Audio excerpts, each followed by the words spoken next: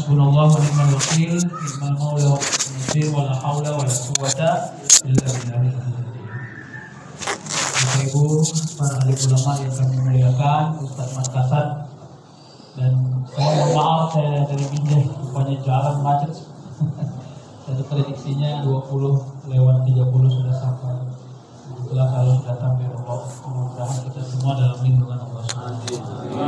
Bapak Ibu, di dalam Ali Imran ayat 139 itu ada satu ayat yang kemarin mungkin kalau di awal saya sudah bilang ada niat yang menjadi kekuatan, dan sekarang saya mau ajak kita untuk melihat apapun yang disebut Al-Quran itu berarti penting. Apalagi Al-Quran menyebutnya berulang-ulang. Yang nggak boleh itu adalah kita merasa apapun yang kita baca di dalam Al-Quran bukan menasihati, tapi menasihati orang lain. Misalnya Al-Quran menyuruh sabar, awak bilang bukan saya itu, orang lain itu, saya aman masalah hidup saya nggak ada. Bisa itu.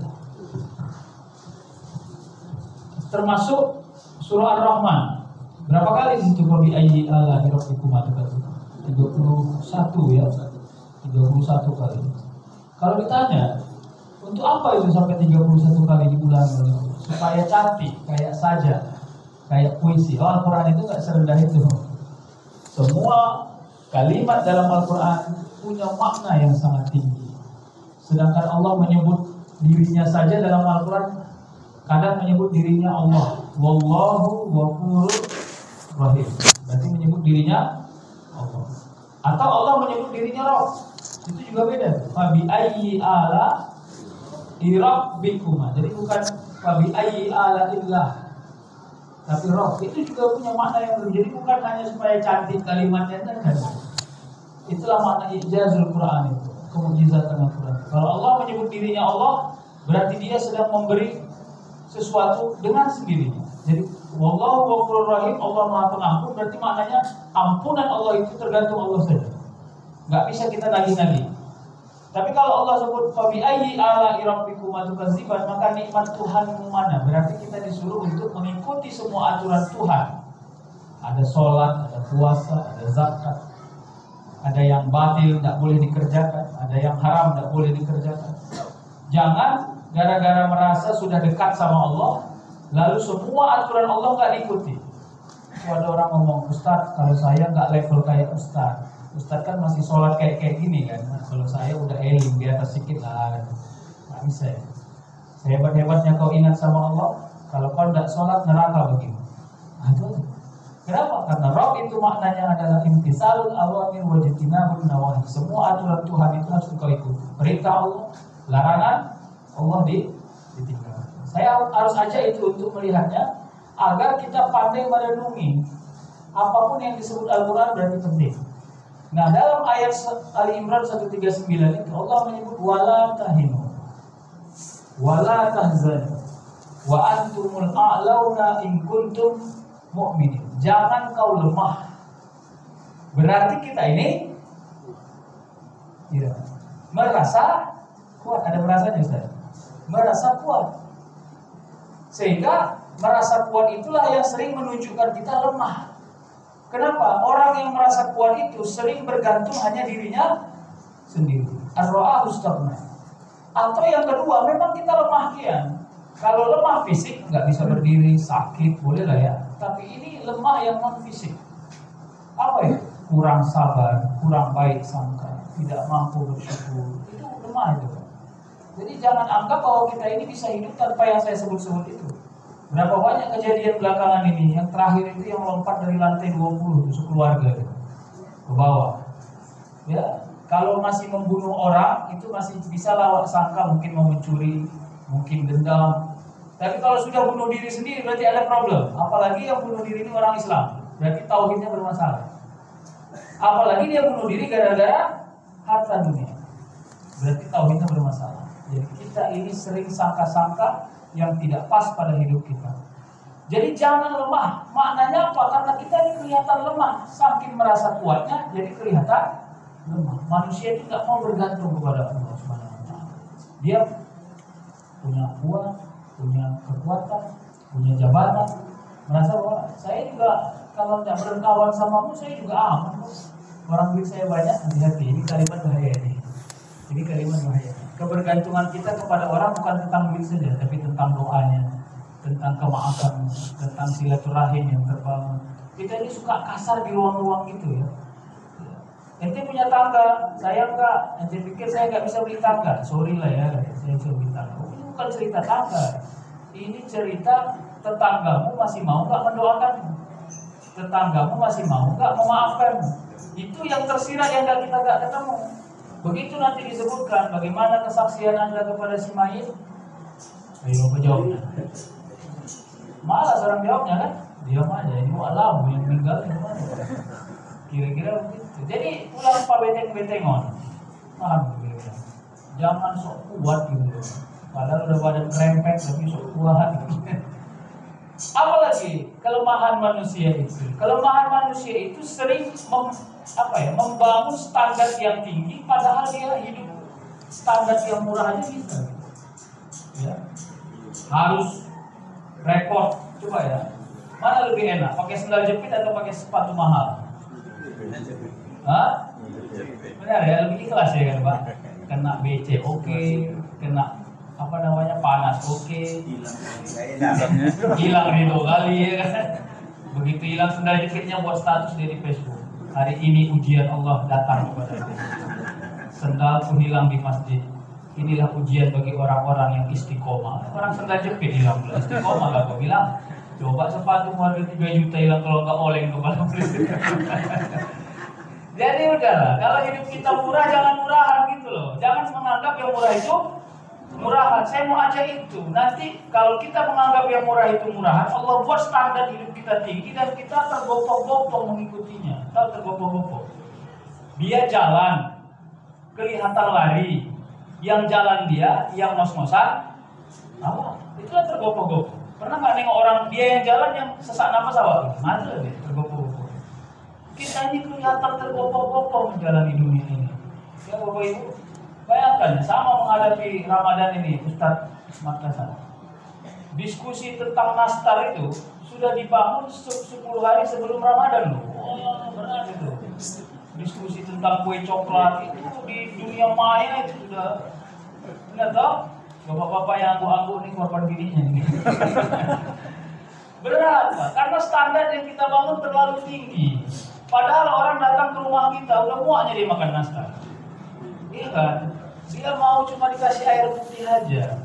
Kenapa? Udah terlalu banyak kolesterol yang bergumpal-gumpal di perutnya setelah 3 hari melewati hari raya. Kalau bisa kita standarkan sederhana bisa. Sama kayak itu ada orang ya karena udah ngantongin duit 1 juta, keren kali rasa dia pergi ke rumah makan Jepang ya kan. Pesannya lah yang paling payah dibaca. Inilah ini. Ya pun nggak berani bilangnya takut salah ya. Yang ini ya. Itu tunggu ya setengah jam tahu yang datang apa? Mie balap. Menang-menang di udang aja ada 2 biji. Apa katanya? Ya Allah, awak di karya bakti pagi makan mie balap. Keren kali ya rasa awak ngantongin 1 juta pergi ke rumah makan Jepang. Awak pikir makanannya aneh-aneh. Ujung-ujungnya ya udah, kalau rezeki mau mie balap aja lah udah. Gak usah keren-keren kali, gak usah, biasa-biasa. Bapak Ibu, ternyata menjemput yang mudah itu sederhana. Tapi kita yang menaikkan grade-nya itu yang saya bilang. Makanya kata Allah, wala tahinu. Kalau kau nggak bisa cari yang banyak, kurangi pengeluaran. Ini nggak, udah yang banyak nggak ada, pengeluaran banyak kali. Kalau duit cuma 15.000, jangan makan KFC, yoyo kepala. Ya, kalau 15.000 makan ayam-ayam pinggir jalan aja lah, ya kan? Ujung-ujungnya kenyang ayam. Saya mau bilang, mengekspresikan syukur itu dimulai dari apa yang sedang Allah beri ke kita, bukan tentang apa yang belum Allah beri ke kita. Tolong itu jadi kata kunci. Kita ini kalau bercermin, kepengen nengok wajah orang lain, itu masalah kita. Ya, kalau bercermin lihatlah wajah sendiri. Udahlah nikmatilah hidung pesek. Tuh bibir doer itu, ya Allah ini rupanya. Kira-kira begitu. Ya. Kenapa? Karena disitulah nanti kita kelihatan tidak lemah. Orang sabar itu kan pandai mengendalikan diri. Dia paham rezekinya orang mukmin itu adalah taat. Sekunder adalah dunia. Tertier adalah kemampuan membahagiakan diri dari apa yang ada meskipun apa yang tidak ada. Jadi primernya rezeki kita itu taat ini. Kan ada orang sholat duha, ya Allah ya Tuhanku, aku baca hadis katanya orang yang sholat duha meluaskan rezeki. Aku ini sudah sholat duha 76 kali nih, nggak berhenti tiap hari. Kita emang gini-gini aja rezeki gue nih. Aku jujur aja nih Allah, kalau 80 kali gini-gini aja aku sholat duha. Berat kali dunianya, Pak. Ya kan? Wahai orang sholat duha yang cari harta, kalau kau mau tahu rezekimu kalau kau sholat duha, ya sholat duha itu. Itulah rezekimu. Jadi jangan cari rezeki di sholat duha, rezekinya itu. Kenapa bisa begitu? Ya, semua orang hidup punya pagi. Tapi tidak semua orang pagi bisa melaksanakan sholat duha. Pagi ini kau hidup dan kau bisa melaksanakan sholat duha. Berarti rezekimu adalah gitu. Jadi gitu aja supaya normal. Jadi kita jangan merasa semua taat ini untuk menagih-nagih. Nggak ada, Pak. Mama hari ini sedekah, nggak dulu lah, semalam kan udah, masa tiap hari? Ada yang salah nggak? Ada yang salah nggak? Ada. Komitmennya salah. Nanti Allah bilang juga, dia dikasih napas hari ini nggak ya Allah? Nggak salah, semalam kan udah. Ayo, gimana? Jadi kita ini, kalau kata orang Medan, sok kali. Kalau nggak mau sedekah hari ini, bukan karena semalam sudah. Tolong, itu akhlaknya bermasalah. Kita ini sering nggak suka main di akhlak, jadi berantakan semua hidup kita.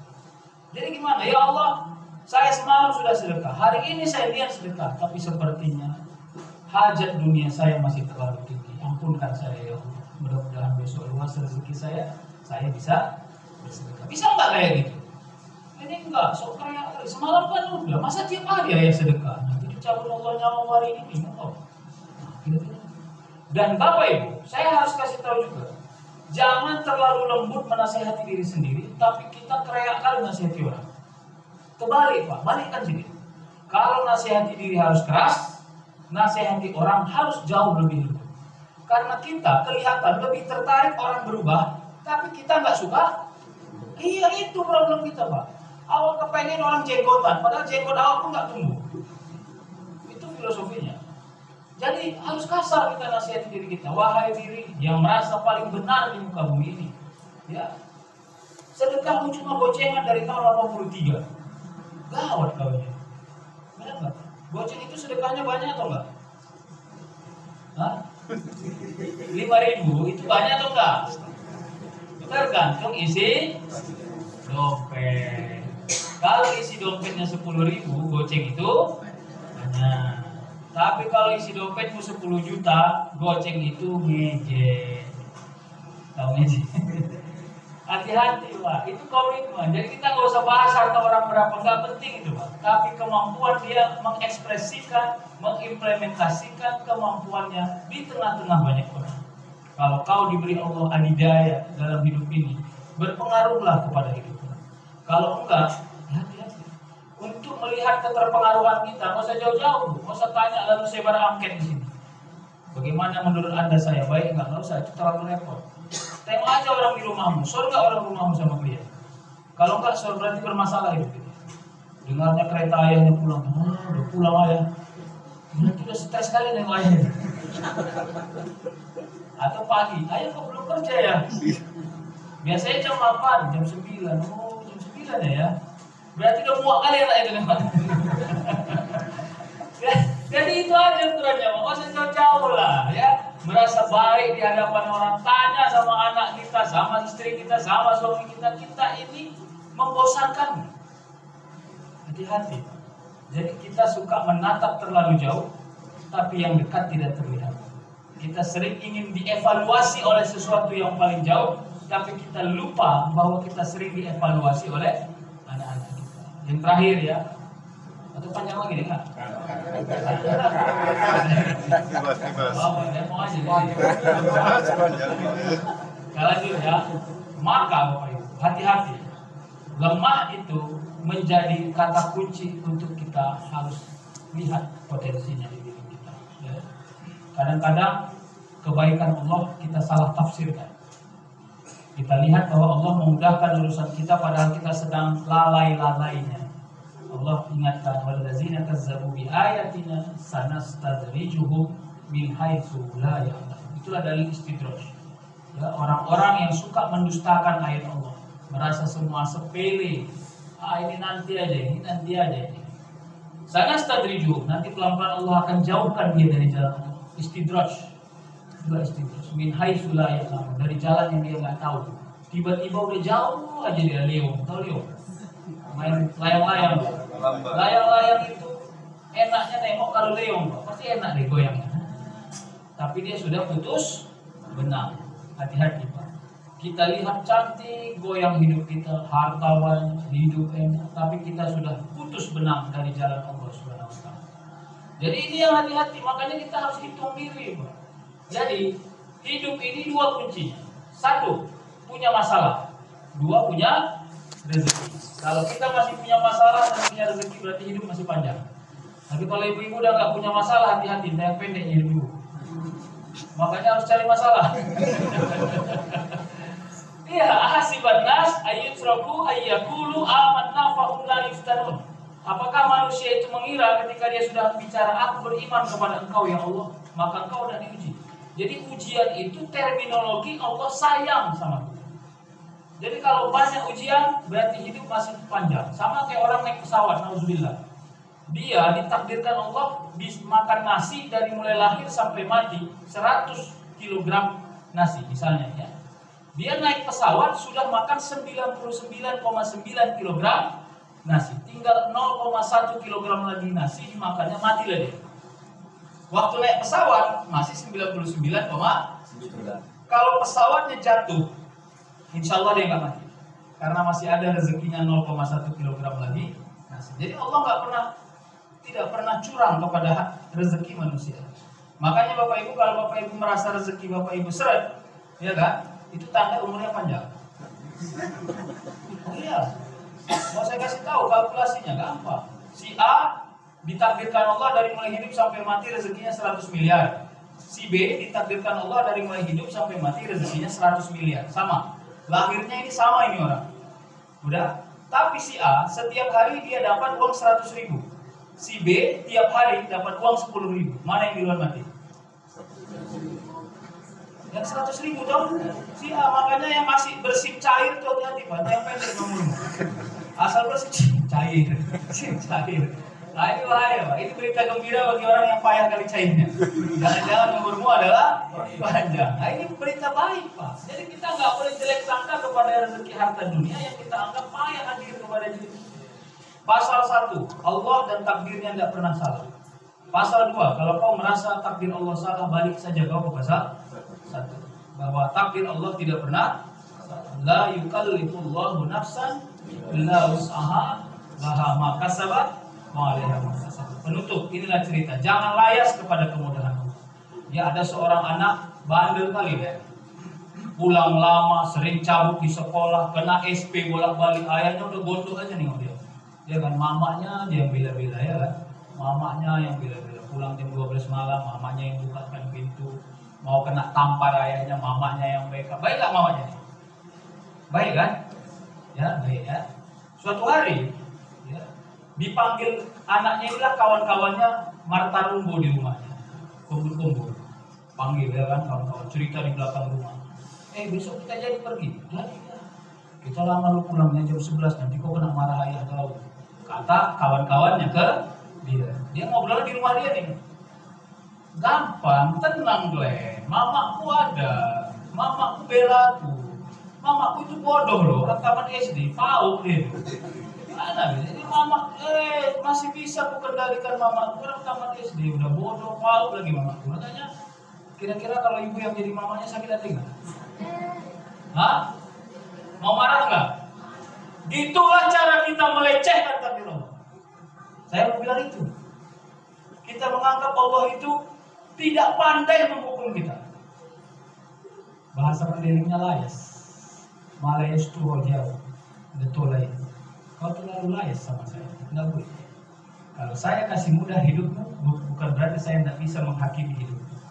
Kalau saya kasih sulit mudah hidupmu bukan berarti saya tidak bisa menghukum kau. Hati-hati. Ya, makanya sepele kepada kemarahan Allah itu dosa besar. Sepele kepada marahnya Allah itu dosa besar. Merasa bahwa anak kecil dosa ini. Aku ini nggak mabuk loh, nggak mabuk, cuma nggak sholat aja ya. Hati-hati. Ini sepele kepada hukuman. Fa'tabiru ya ulil albab. Saya cuma mau ajak kita memahami saja. Jangan-jangan tingkat ketidakkhawatiran kita kepada dosa sudah pada level seperti mengejek-ejek, seperti anak tadi yang ngomong dia salah tafsir cara ibunya melindungi dirinya. Rupanya karena dia menganggap ibunya bodoh, karena dia menganggap ibunya tidak sekolah, padahal ibunya melindungi dia sebab kasih sayang yang tulus. Semua di majelis. Terima kasih dan saya mohon maaf sekali lagi karena terlambat. Mudah-mudahan yang saya sampaikan ini bisa menjadi kekuatan bagi diri kita untuk kita memperbaiki diri, termasuk saya. Saya mohon maaf jika ada yang salah. Wabillahi taufiq wal hidayah. Wassalamualaikum warahmatullahi wabarakatuh.